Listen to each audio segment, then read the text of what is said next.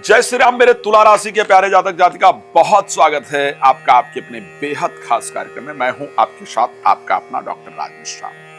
अगर मैं एक शब्द प्रयोग करूं कि ये वो महीना है जब सारा जो ध्यान है आपका वो आपके परिवार की तरफ रहेगा, परिवार के मांगलिक कार्य की तरफ रहेगा, और इस महीने आप कुछ नया सीखेंगे, बुद्धि आपकी तेज काम करेगी तो गलत नहीं होगा। चलिए कैसे क्या होगा इस पर बात करें। क्या कहते हैं ग्रह दिसंबर 2025 के लिए? कहते हैं अंत भला तो सब भला। इस पर चर्चा करेंगे, लेकिन आपको सबसे पहले बता देना चाहता हूं कि यदि आप श्री राम कथा, श्रीमद् भागवत कथा, श्री शिव महापुराण की कथा मेरे द्वारा अपने क्षेत्र में कराना चाहते हैं, चाहती हैं, तो उसके लिए आप मेरे साथ संपर्क कर सकते हैं। अगर आप चाहते हैं फ्री में मेरे से बात करना तो रात को 9 बजे, दोपहर को 12 बजे लाइव आता हूं, फ्री होता है।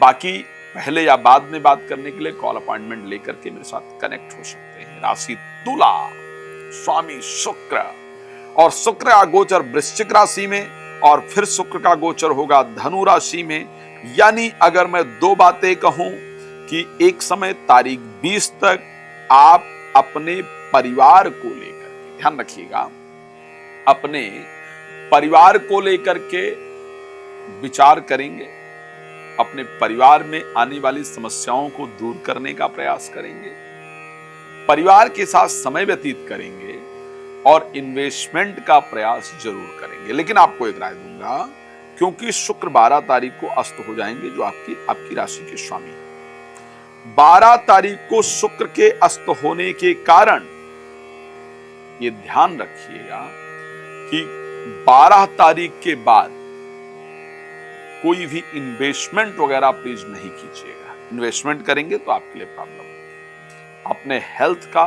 प्रॉपर ध्यान रखिएगा, लापरवाही नहीं कीजिएगा, नहीं तो आपको प्रॉब्लम का सामना करना पड़ेगा। जो कुछ मैं कह रहा हूं ना, ये ध्यान रखिए, मैं बहुत रिसर्च के बाद आता हूं राशिफल को, तो उसको लाइटली नहीं लीजिएगा, सीरियसली लीजिएगा प्लीज।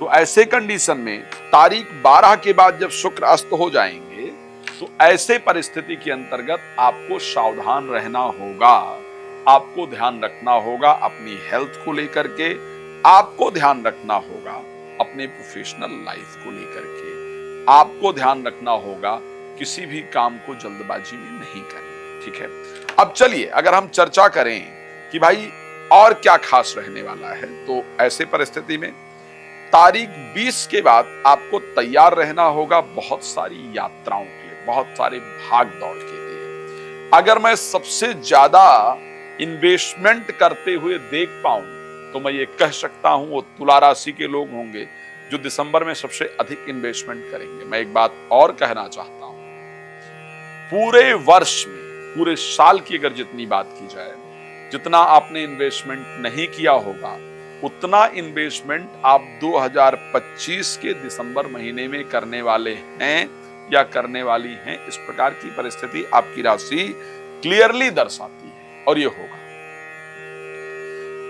यात्राएं 20 तारीख के बाद जो अंत का समय होगा, उस समय पर यात्राएं आपकी बहुत सारी होने वाली हैं। इवन मुझे तो ऐसा भी दिख रहा है शायद 9 वर्ष परिवार के साथ मुश्किल से प्रारंभ हो, या फिर अपने घर में मुश्किल से प्रारंभ हो, कहीं और जाकर के 9 वर्ष मनाएं, ये भी परिस्थिति दिखती है। लेकिन एक बहुत इंपॉर्टेंट पॉइंट, ऋषि पाराशर ने एक शब्द कहा कि अगर बुध आपकी राशि में गोचर करने बैठ जाए, यदि बुध आपकी राशि में गोचर करने बैठ जाए, तो ऐसा आदमी विद्वान हो जाता है, नॉलेजेबल हो जाता है।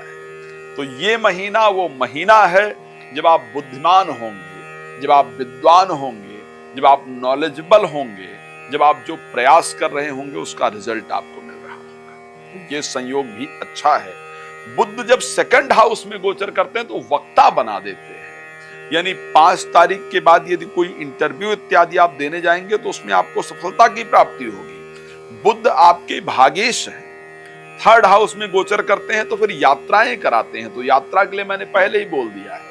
4th भाव में गोचर करते हैं तो भाग्यवान बनाते हैं, और आपके 4th तक पहुंचने वाले हैं तो आप भाग्यवान होंगे। तो मैं ये कह सकता हूं कि ये महीना पूरी तरीके से आपके जीवन को परिवर्तित करने का एक शानदार समय रहने वाला है। लेकिन क्या सब कुछ अच्छा ही होगा, ये जानना बहुत जरूरी होता है।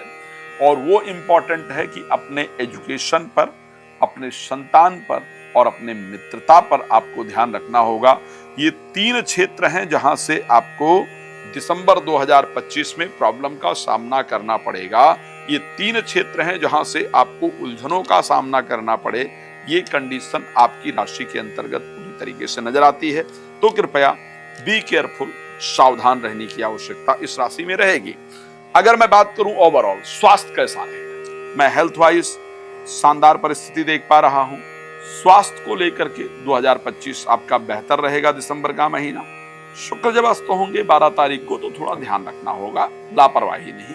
बट ओवरऑल स्वास्थ्य को लेकर मैं अच्छी कंडीशन देख पा रहा हूं। पैसे की क्या परिस्थिति होगी, पैसे को लेकर मंगल स्वग्रही गोचर करेंगे धन भाव में, लाभेश खुद धन भाव में गोचर करेंगे और उसके साथ धनु में जाएंगे तो 3rd हाउस में आ जाएंगे।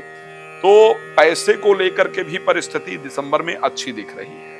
एजुकेशन को लेकर के कैसा रहेगा, एजुकेशन, संतान, प्रेम संबंध, इसको लेकर के आपको सावधान रहना होगा, ध्यान रखना होगा। इसको लेकर के अगर सावधानी हटी तो दुर्घटना घटेगी, इसमें कोई दो राय नहीं है। विवाह को लेकर के क्या होगा, विवाह की परिस्थिति के लिए समय अच्छा है।